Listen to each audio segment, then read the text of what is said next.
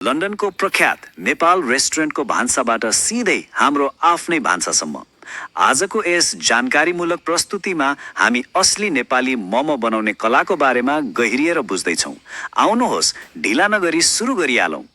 तर भान्सामा पसेर पिठो मुछ्न थाल्नु अघि सायद कतिपयको मनमा यो प्रश्न उब्जिन सक्छ, आखिर यो मोमो भनेको चाहिँ के हो त?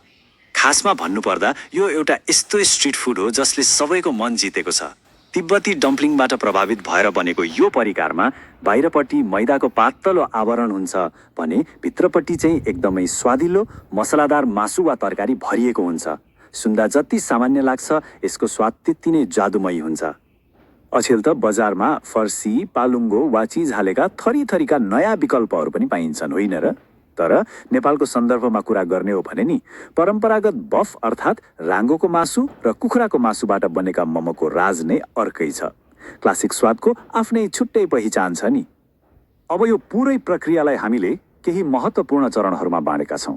सुरुमा रसिलो किमा बनाउने, त्यसपछि त्यसलाई बेर्ने उत्तम आवरण तयार पार्ने अनि त्यसलाई बाफमा पकाउने सही तरिका सिक्ने, अन्त्यमा मोमोको जान अर्थात् यसको विशेष अचार र यो सबै बनाउन झन्झट लागेमा यसको अर्को गजबको विकल्पको बारेमा पनि कुरा गर्नेछौँ। ल अब सबैभन्दा पहिलो र मुख्य कामतिर लागौँ, त्यो हो मोमोको मुटु अर्थात् यसको रसिलो किमा तयार गर्ने। यहाँनिर सबैभन्दा चाखलाग्दो कुरा भनेको मसलाहरूको सही सन्तुलन हो। 500 ग्राम किमाको लागि चाहिने मसलाहरू हेरौँ है त। रङको लागि अलिकति बेसार, हल्का अमिलोपनको लागि धनियाको धुलो र 2-2 चम्चा अदुवा लसुनको पेस्ट। यी सबैको ठिक्क मात्राले नै त्यो हामीले खोजेको ठेट नेपाली स्वाद ल्याउँछ। अब यी सबैलाई मिसाउने तरिका पनि उत्तिकै महत्त्वपूर्ण छ। सबै मसलाहरू मासुमा मोलेपछि अन्त्यतिर अलिकति भेजिटेबल तेल मिसाउनु पर्छ। किन थाहा छ? यसले गर्दा मह भित्रबाट एकदमै रसिलो वा जुसी बन्छ। यो सानो ट्रिकले स्वादमा जमिन आसमानको फरक पार्छ। किम्मा तयार भइसकेपछि अब पालो आउँछ बाहिरी आवरण अर्थात् मोमोको खोल बनाउने। सुन्दा गाह्रो लागे पनि यो निकै रमाइलो र सजिलो काम हो। यसको लागि हामीलाई धेरै थोक चाहिँदैन। पत्याउनुहुन्छ? केवल 2वटा साधारण सामग्री, 1 किलो मैदा र अलिकति पानी।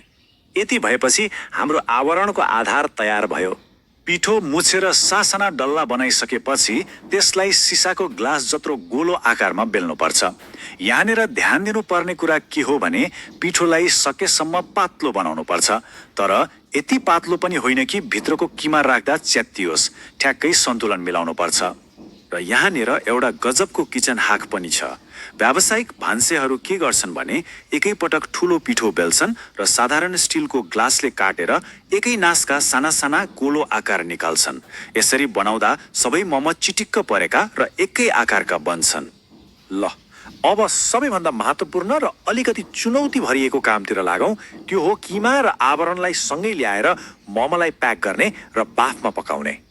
अब त्यो गोलो पिठोको बीचमा 1 चम्चा किमा राख्ने अनि एक छेउबाट अर्को छेउसम्म बिस्तारै चिमोड्दै र बटार्दै जाने। यहाँ मुख्य कुरा भनेको किमालाई बाहिर निस्कन नदिई पुरै बन्द गर्नु हो। अनि हो, स्टिमरको पिठमा हल्का तेल लगाउन नबिर्सनुहोला, नत्र मोमो भाँडोमै टाँसिएर टुट्न सक्छ नि। यसरी मिलाएर राखिसकेपछि अब पाक्न कति समय लाग्छ त? ठ्याक्कै 20 देखि 30 मिनट। यो समय एकदमै क्रुसियल छ है। मोमोलाई पूर्ण रूपमा पाक्न र यसको असली स्वाद बाहिर ल्याउन यति समय दिनै पर्छ। हतार गरेर हुँदैन। तर पर्खनुहोस् है, मोमोको अचार बिना मोमो त अपुरो नै हुन्छ नि, होइन र? नेपालका कतिपय रेस्टुरेन्टहरू त मोमो भन्दा पनि उनीहरूको विशेष अचारको लागि प्रख्यात छन्। यो नै उनीहरूको गोप्य अस्त्र हो।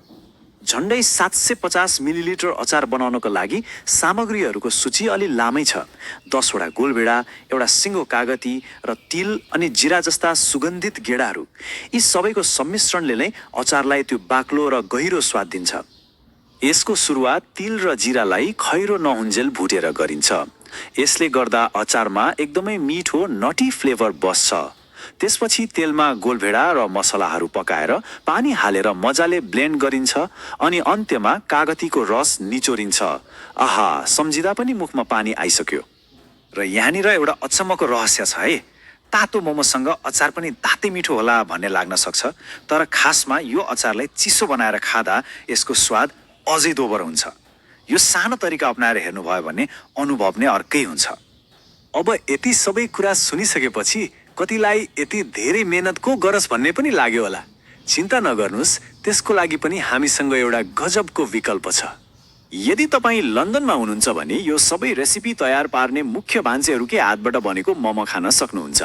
व्हाइट सिटीको अक्सब्रिज रोड वा बोस्टन रोडमा रहेको नेपाल रेस्टुरेन्टमा गएर ठ्याक्कै यही असली स्वाद लिन सकिन्छ। असली नेपाली मोमो बनाउन पक्कै पनि समय, मेहनत र प्रविधिको आवश्यकता पर्छ।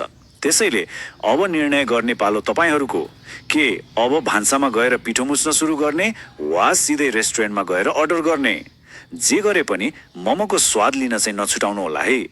यो प्रस्तुतिबाट पक्कै पनि मोमो बनाउने कलाको बारेमा नयाँ कुरा सिक्नुभयो भन्ने आशा गर्छु।